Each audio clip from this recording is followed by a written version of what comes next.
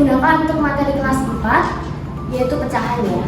Nah, problem atau permasalahan yang saya ambil adalah penggunaan coklat asli dalam pembelajaran pecahan di kelas 4 kurang efektif karena membuat konsep abstrak sulit dipahami peserta didik dan media kurang higienis untuk anak SD. Untuk itu, solusi yang saya pilih adalah mengganti penggunaan coklat asli dengan puzzle piece. Media puzzle piece ini atau pizza pecahan adalah sebuah puzzle berbentuk pizza dikombinasikan dengan permainan monopoli yang dirancang untuk membantu peserta didik memahami konsep pecahan secara konkret sekaligus abstrak. Keunikan media ini terletak pada kombinasi antara puzzle pecahan dan permainan monopoli edukatif yang tidak hanya meningkatkan pemahaman konsep pecahan tetapi juga membuat pembelajaran lebih interaktif, menyenangkan dan pastinya higienis. Nah, di sini saya akan menjelaskan mengenai komponen-komponen dari pizza itu sendiri dan fungsinya. Yang pertama adalah puzzle pizza 8 potong ini. Nah, puzzle pizza 8 potong ini digunakan untuk membantu peserta didik menjawab soal untuk menyebut 8. Jadi nanti ketika peserta didik mendapat soal di monopolinya, yang penyebutnya harus menggunakan pecahan penyebut 8, maka dia harus menggunakan ini sebagai alat bantu. Selanjutnya ada puzzle pizza 4 potong. Nah, nanti itu di monopolinya ada 2 jenis soal, yaitu yang penyebutnya 8 dan yang penyebutnya 4. Nanti yang penyebutnya 4 pakai pizza yang potongannya 4. Selanjutnya adalah papan monopolinya, yaitu misi harus diselesaikan peserta didik. Jadi di sini ada yang pertama ada startnya, yang pasti ada startnya ya. Nah, selanjutnya di sini juga ada kotak tantangannya. Kotak tantangannya itu nanti peserta didik harus menjawab tantangan yang ada. Ketika mereka tidak bisa menjawab, maka mereka harus kembali ke start. Jadi kalau udah sampai sini tapi mereka tidak menjawab, ya kembali ke start. Lalu di sini juga ada kotak perintah. Nah, kotak perintah ini digunakan peserta didik untuk membimbing dia melangkah. Saya maju 2 langkah, peserta didik harus maju 2 langkah.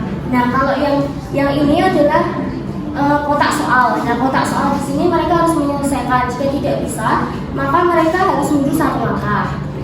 Lalu di sini juga ada kotak finishnya. Jadi nanti kalau yang ke finish duluan itu dia pemenangnya. Di sini juga dilengkapi dengan rumusnya. Jadi ketika guru nanti mengajar, dia harus menjelaskan rumusnya. Di sini juga ada kotak tantangan dan juga kotak penjara. Kalau di penjara ini dia tidak boleh main sama putaran. Selanjutnya adalah kartu tantangan. Nah, di sini tuh berisi soal-soal yang harus diselesaikan peserta didik menggunakan media ini.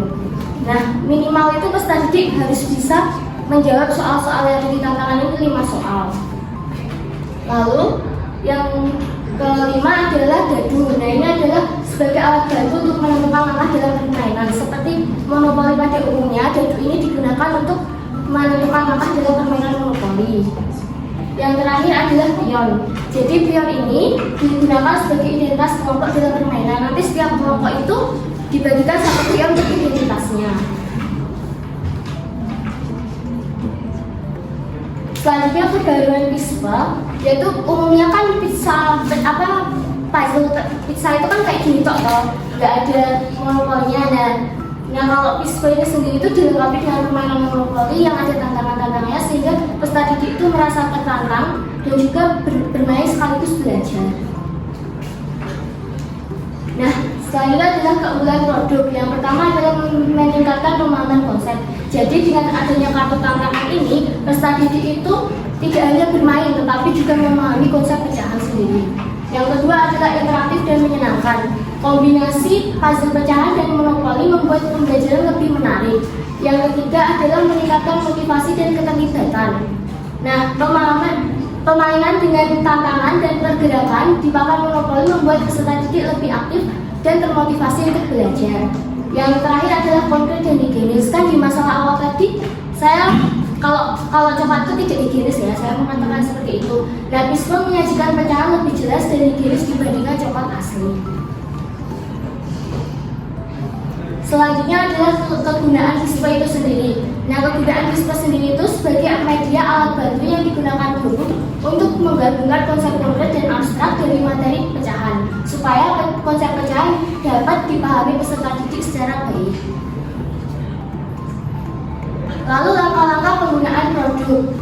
yang pertama adalah nantinya di dalam pembelajaran itu guru membagi peserta didik menjadi 2 atau 3 kelompok dan menunjukkan media visual ini kepada peserta didik.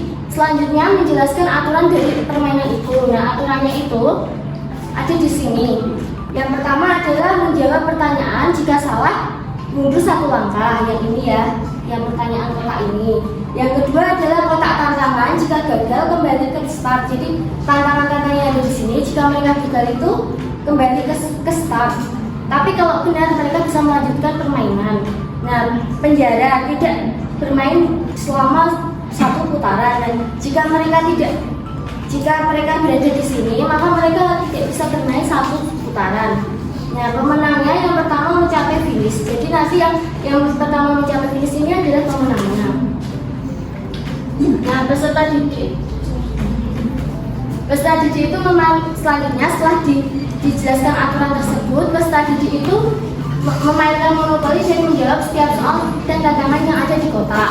Lalu setiap kelompok harus menjawab minimal 5 soal benar. Jadi kalau tidak, permainan akan dilanjutkan. Kelompok yang pertama sampai finish dialah pemenangnya.